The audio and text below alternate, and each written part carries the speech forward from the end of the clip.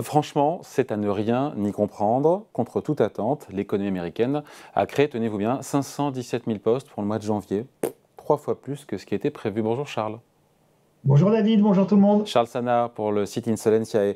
Euh, pff, Moi, j'y comprends plus rien. Franchement, les économistes attendaient un ralentissement des créations de jobs. Ça explose, ça part dans l'autre sens. Qu'est-ce qui se passe, dites-moi, là, sur le marché de l'emploi américain, stratosphérique? On entend des plans sociaux un peu partout, notamment dans la tech.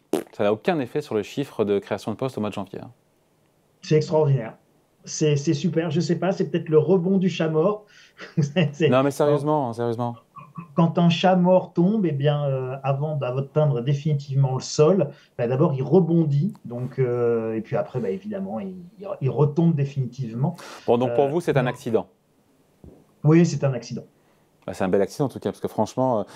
Bon, et donc, comment on l'explique? Parce qu'en même temps, on parle d'un ralentissement américain, on attend un ralentissement américain, Jérôme Powell fait tout pour, qui finalement ne vient pas. Même si, quand on regarde les indicateurs, et c'est vrai que l'emploi est un indicateur retardé de l'activité, la consommation, elle s'essouffle, l'immobilier se retourne largement, mais ça ne se voit pas encore dans les chiffres de l'emploi, c'est ça? Enfin, quand même, ces chiffres sont quand même dingues, pardon, hein.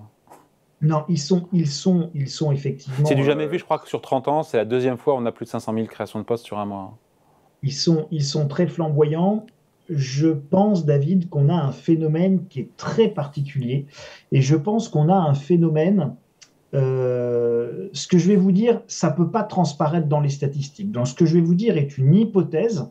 Je ne vais pas pouvoir le prouver. Je vais juste partager une analyse, un raisonnement avec nos spectateurs.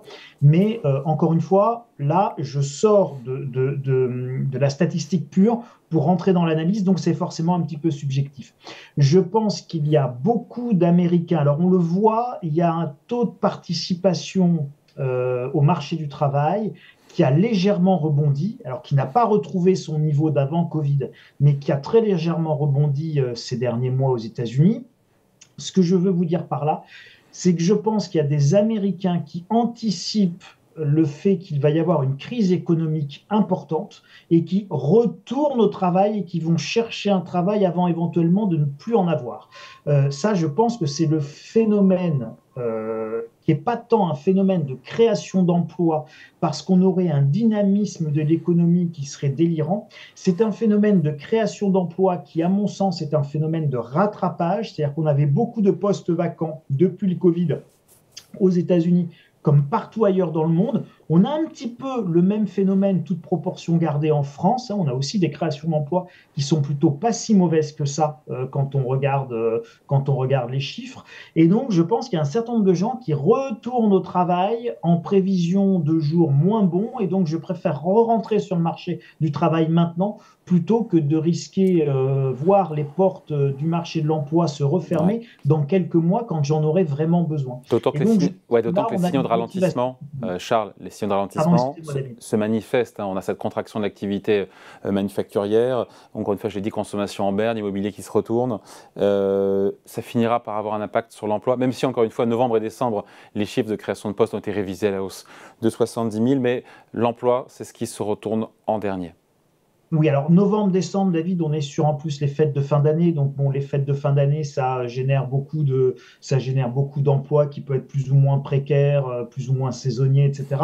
Donc, ça peut venir biaiser un petit peu tout de même les chiffres de création d'emplois pour les 2, 3 derniers mois de l'année.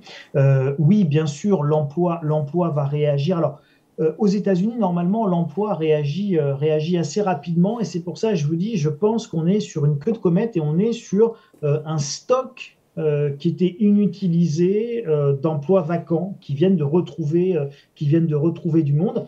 Et je pense qu'on a vraiment un retour des gens sur le marché du travail.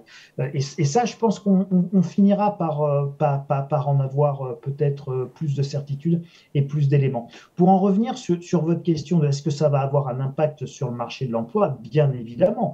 Les portes du marché du travail sont en train en réalité de se refermer. Ça ne se voit pas encore dans les chiffres, à mon sens, avec l'hypothèse que je viens, pour les raisons que je viens de vous expliquer avec l'hypothèse que je viens de vous partager, mais les portes du marché de l'emploi sont en train de se refermer dans le monde entier, pas qu'aux États-Unis.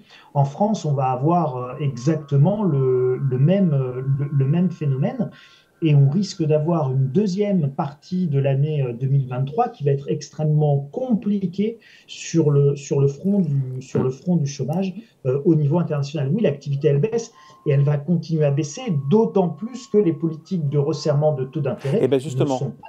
justement, c'est tout le lien, Charles. C'est que je me suis dit, Jérôme Powell, quand il a vu tomber les chiffres vendredi, il a dû tomber de l'armoire.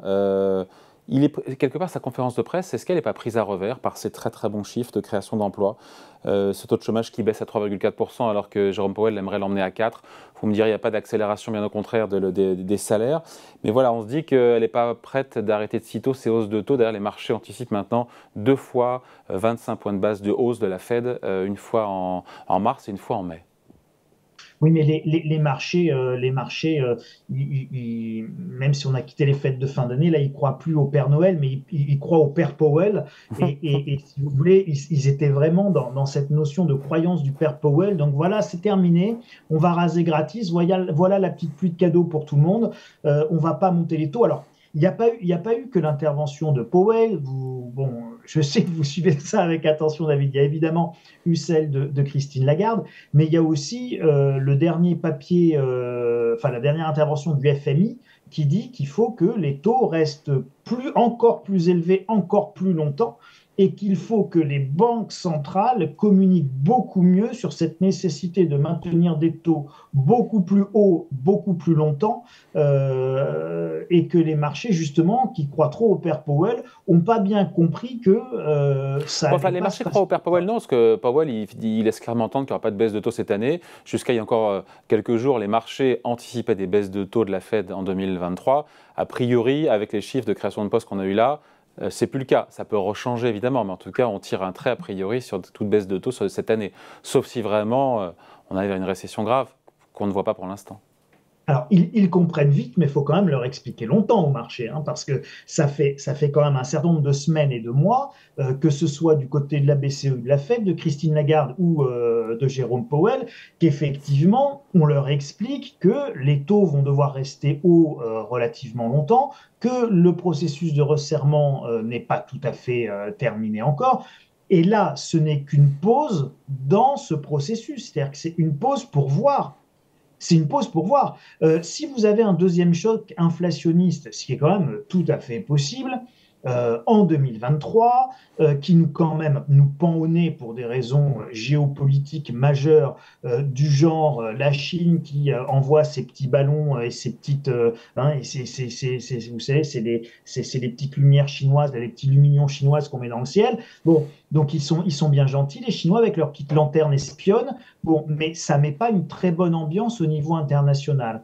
Quand vous voyez, quand dans la presse américaine, je crois que c'est le Washington Post qui vient de sortir une info comme quoi le gouvernement chinois est en train d'aider massivement la Russie dans son effort de guerre en lui fournissant tous les éléments électroniques dont l'armée russe a besoin pour continuer la guerre en Ukraine, c'est pas forcément de nature à apaiser les relations, les tensions dans les relations internationales, qui pourrait tout à fait connaître dans les semaines, voire même dans les jours qui viennent, une aggravation majeure. Et cette histoire de ballon aux États-Unis, elle n'est pas anodine. Alors, euh, nous sommes dans une pause annoncée aux États-Unis, dans une pause annoncée, ce n'est pas une pause qui a encore lieu, c'est une pause annoncée éventuelle de la part de Jérôme Powell dans la lutte contre l'inflation. Rien ne dit que cette pause sera, un, durable, deux, qu'elle pourra durer effectivement longtemps, voire même qu'elle pourra conduire à une inversion de ce cycle, c'est-à-dire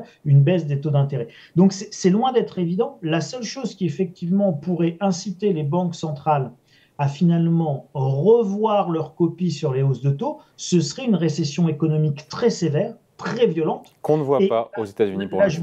je vous rejoins, David, et pour le moment, on ne la voit pas. Ouais. On sent qu'elle arrive, mais on ne la voit pas.